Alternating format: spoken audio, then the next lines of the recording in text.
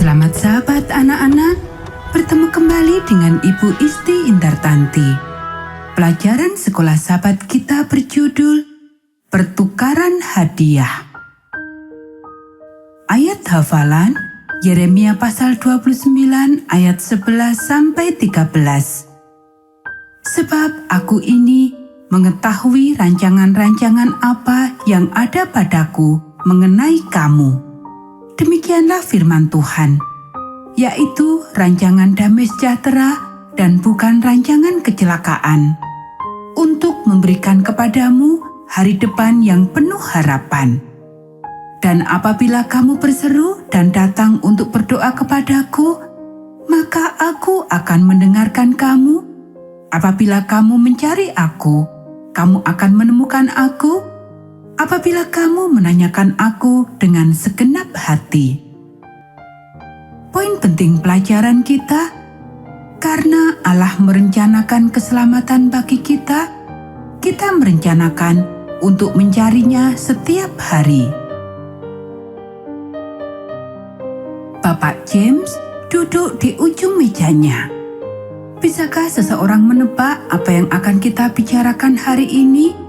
Selain apa yang kalian dapatkan di hari Natal, ia bertanya. Aku rasa kita sudah selesai dengan cerita Natal, kata Trevor. Ya dan tidak. Bapak James menyeringai dan mengambil buku rencana mengajarnya. Aku tahu bahwa kalian telah mendengar mengenai kelahiran Yesus beberapa kali bulan ini, ia melanjutkan.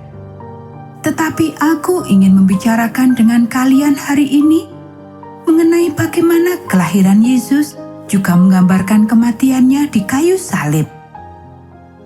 Ini satu contoh dari apa yang ingin aku bicarakan, ia meneruskan.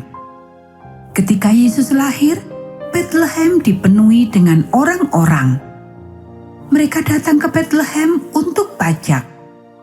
30 tahun kemudian, ketika Yesus mati, Yerusalem dipenuhi orang-orang. Mereka datang untuk merayakan Paskah. Bapak James melihat ke sekeliling ruangan. Yesus lahir dan mendapat makanannya yang pertama di ruangan yang dipinjamkan, sebuah kandang.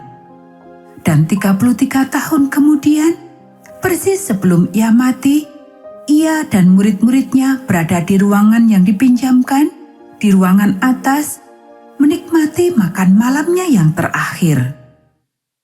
Yesus ditempatkan di palungan ketika ia lahir. Apakah palungan itu? Tanya Bapak James. Sebuah tempat di mana para ternak makan, jawab Marcy. Benar, kata Bapak James.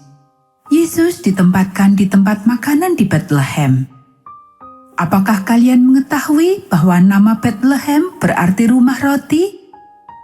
Dan 33 tahun kemudian, Yesus menyebut dirinya sendiri roti hidup. Di saat makan malamnya yang terakhir, ia memecah-mecahkan roti dan memberikan kepada murid-muridnya dan berkata, "Ambillah dan makanlah. Ini tubuh yang kuberikan kepadamu." Aku tahu, Trevor berseru. Yusuf ada di sana dan membantu membungkus juga ketika ia lahir. Dan Yusuf yang lain membantu membungkus Yesus di dalam kain kubur ketika ia mati. Bapak James tersenyum. Itu pandangan yang bagus, Trevor, ia berkata. Aku juga tahu, Mariani berkata tiba-tiba. Pada kelahirannya, para malaikat berbicara kepada para gembala dan berkata, "Aku membawa kabar baik sukacita." Dan ketika Maria dan para wanita di kuburan, malaikat juga mengatakan kepada mereka kabar baik bahwa ia telah bangkit dari kematian. Bapak James tersenyum manis lagi. Ia senang dengan kelasnya hari ini. Ketika Yesus lahir, kata Bapak James, ada air dan darah.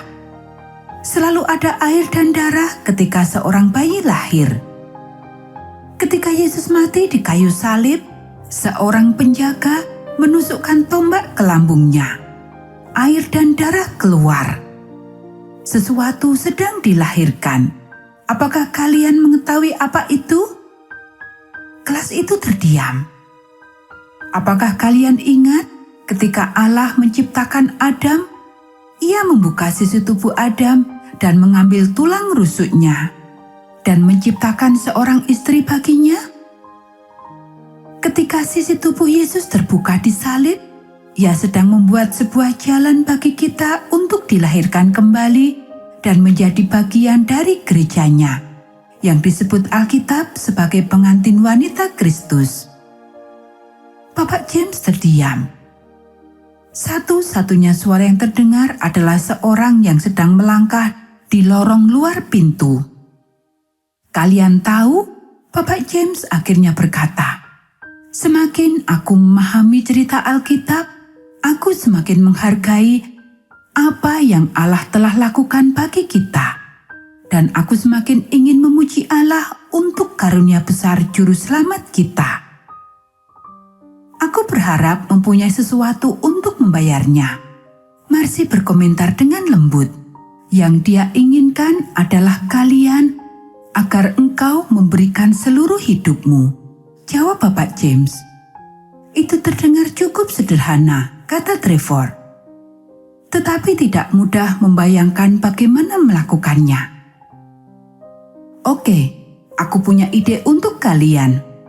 Bapak James mengitari mejanya dan menjangkau laci untuk mengambil setumpuk kartu. Siapa yang ingin memberikan hidupnya setiap hari kepadanya, sama seperti ia memberikan dirinya kepada kita. Mungkin ingin mencoba ini. Ia membagikan sebuah kartu kecil kepada setiap baris. Kalian dapat menggunakan doa ini untuk mengingatkanmu untuk menyerahkan hidupmu kepada Allah setiap hari. Trevor membaca doa di kartu itu dengan lantang. Ya Tuhan, hari ini ambillah kami sepenuhnya menjadi milik-Mu. Aku memberikan seluruh rencanaku. Gunakan aku untuk melayani orang lain. Tinggallah bersamaku dan tunjukkan padaku bagaimana melakukan segala sesuatunya dalam kekuatan-Mu. Amin. Akhirnya aku merasa siap untuk memulai tahun baru. Marianne berkata perlahan.